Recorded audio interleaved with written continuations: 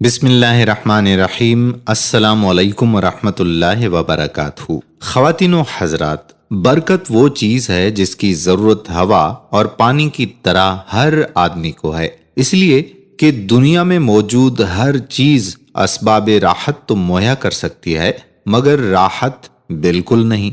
दुनवी तरक्की से खुशी के असबाब तो जमा किए जा सकते हैं, मगर वो असबाब खुशी अता करने से कासिर हैं। इन असबाब की कसरत तो हमारे इख्तियार में है, मगर ऐसी बरकत जिससे हर हाजत पूरी हो जाए या कम असबाब में ज्यादा काम हो जाए, ये सिर्फ अल्लाह ताला के अता करने से ही हासिल होगी। कुरान और हदीस से 10 ऐसे आमाल आज की इस वीडियो में हम पेश करने जा रहे हैं, जिनको इख्तियार करने से इंशाअल्लाह जरूर बरकत अता होगी।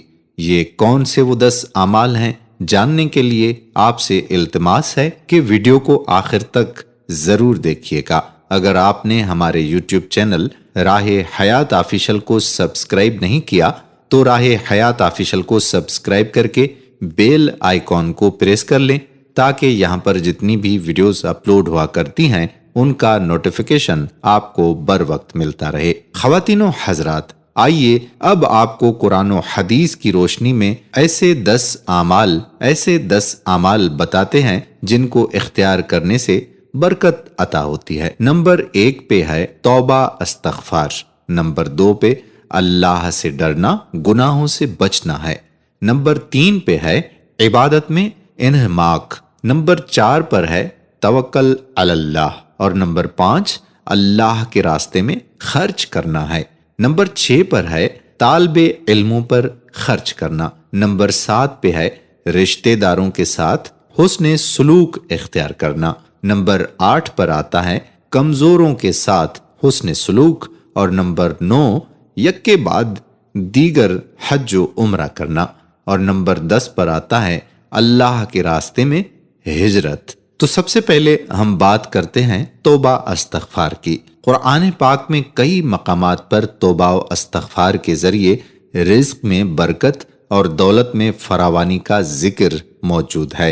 हजरत नूह अलैहिस्सलाम का कौल नकल किया गया है कि मैंने उनसे कहा, अपने रब से माफी मांगो, बिलाशुबा वो बड़ा बख्शने वाला है, वो तुम पर खूब बारिश बरसाएगा, तुम्हें मालो औलाद की फरावानी बख्शेगा, तुम्हारे लिए बाग पैदा फरमाएगा, तुम्हारे लिए बाग पैदा करेगा और नहरें जारी करेगा। सूरा अल-नूह आयत नंबर 10 से 11। हजरत अब्दुल्लाह बिन अब्बास रज़ियल्लाहु ताला अन्हु से रिवायत है कि रसूलुल्लाह सल्लल्लाहु अलैहि वसल्लम ने फरमाया, जो शख्स बकसरत इस्तग़फ़ार करता है, अल्लाह ताला उसे हर गम से छुटकारा और हर तंगी से कुशादगी इनायत फरमाते हैं और उसे ऐसी राहों से रिज़्क़ अता करते हैं जिसका उसके वहमो गुमान में गुजर तक नहीं होता। बहवाला अबू दाऊद, हदीस नंबर 1518। तौबा इस्तग़फ़ार की हकीकत ये है कि इंसान गुनाह को गुनाह समझकर छोड़ दे, अपने किए पर शर्मिंदा हो, आइंदा तर्के मासियत का पुख्ता अज़्म करे और जहां तक मुमकिन हो आमाले खैर से उसका तदारुक करे। अगर उस गुनाह का ताल्लुक हुकूकुल इबाद से है तो उसकी तौबा के लिए एक शर्त ये भी है कि साहिबे हक से मामला साफ करे। इन शराइत के बगैर तौबा बेहकीकत होगी। अल्लाह से डरना, गुनाहों से बचना। तक़वा अल्लाह के अहकाम पर अमल और शरआ ममनू चीजों से इज्तनाब का नाम है। तक़वा उन उमूर में से एक है जिनसे रिज़्क़ में बरकत होती है। अल्लाह ताला फरमाते हैं, जो अल्लाह से डरेगा अल्लाह उसके लिए राह निकाल देगा और उसको वहां से रिज़्क़ देगा जहां से उसको गुमान भी ना होगा। बहवाला सूरा तलाक आयत नंबर 2 से 3। दूसरी जगह अल्लाह ताला का इरशाद है, और अगर बस्तियों के लोग ईमान लाते और तक़वा इख्तियार करते तो हम आसमानों जमीन की बरकतों के दरवाजे उन पर खोल देते, लेकिन उन्होंने झुटलाया, इसलिए हमने उनकी कमाई की पादाश में उनको पकड़ लिया। सूरा आराफ आयत नंबर 96। برکت کا مطلب دولت کی کثرت نہیں بلکہ کفایت ہے، یعنی ضرورت کے کافی ہو جانا۔ بہت سے لوگ کثرت مال کے باوجود معاشی تنگی کا رونا روتے رہتے ہیں، اور معاشی طور پر بہت سے بظاہر درمیانے درجے کے لوگ انتہائی اطمینان سے زندگی گزارتے رہتے ہیں۔ یہ فرق صرف برکت کی وجہ سے ہے۔ عبادت میں انہماک، اس سے مراد یہ ہے کہ عبادت کے دوران بندے کا دل اور جسم دونوں حاضر رہیں، اللہ کے حضور میں خشوع و خضوع کا پاس رکھے، اللہ کی عظمت ہمیشہ اس کے دل و دماغ میں حاضر رہے۔ حضرت ابو ہریرہ رضی اللہ تعالی عنہ فرماتے ہیں کہ نبی کریم صلی اللہ علیہ وآلہ وسلم نے فرمایا، بلا شبہ اللہ تعالیٰ فرماتا ہے کہ اے ابن آدم، میری عبادت میں منہمک رہو، میں تیرا دل غنا سے بھر دوں گا اور تمہاری محتاجی کا دروازہ بند کر دوں گا۔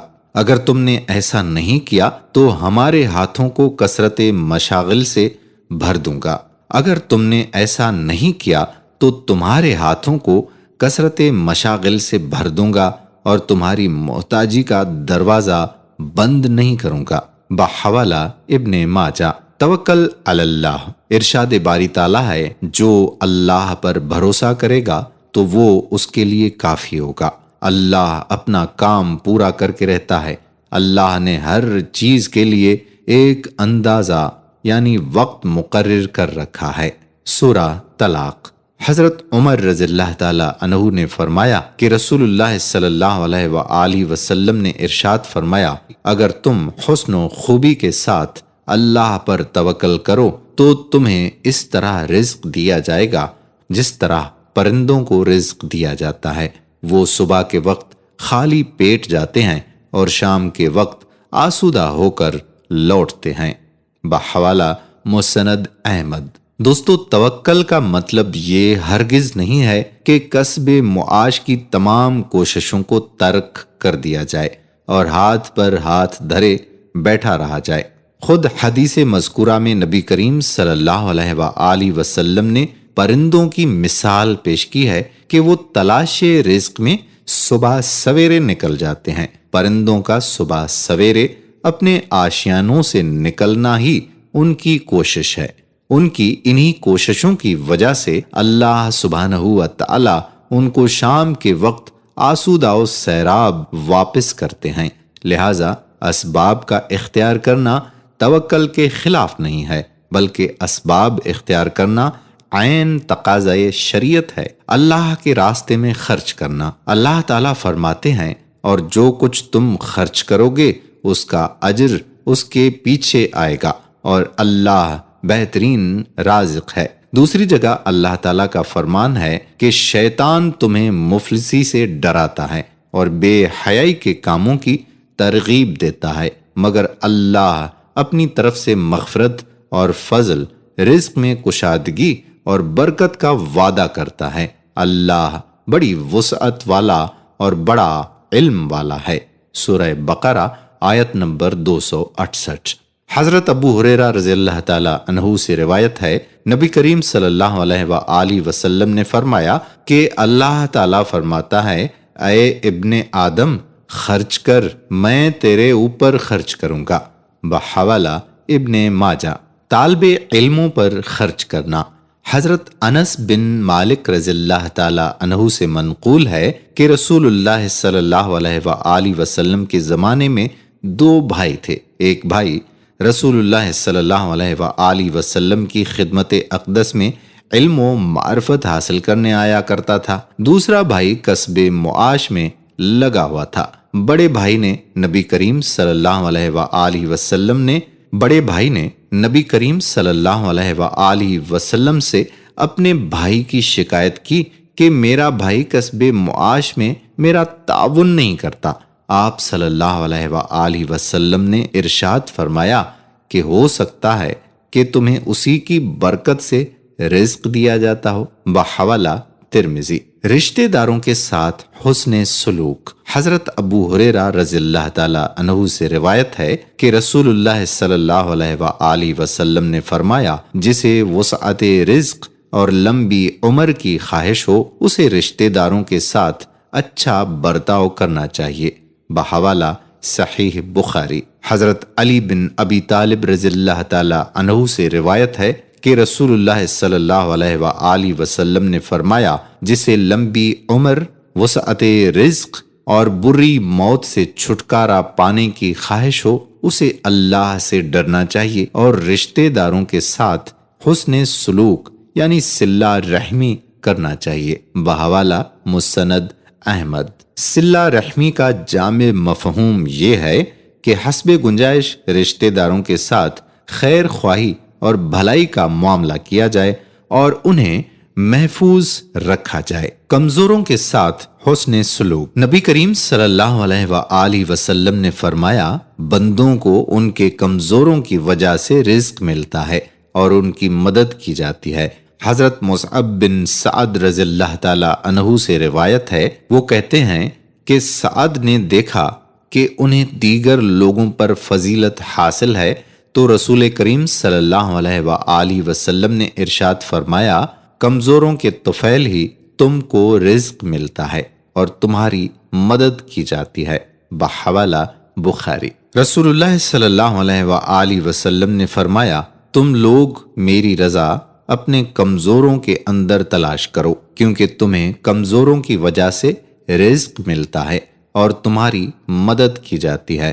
بحوالہ مسند احمد۔ یکے بعد دیگر حج اور عمرہ ادا کرنا۔ مسعود رضی اللہ تعالی عنہ روایت کرتے ہیں کہ رسول اللہ صلی اللہ علیہ وآلہ وسلم نے فرمایا، پے در پہ حج اور عمرہ کرو، کیونکہ یہ فقر اور گناہوں کو اس سے دور کر دیتے ہیں، جس طرح بھٹی لوہے، سونے اور چاندی کے میل کچیل کو دور کر دیتی ہے، اور حج مبرور یعنی مقبول کا بدلہ صرف جنت ہے۔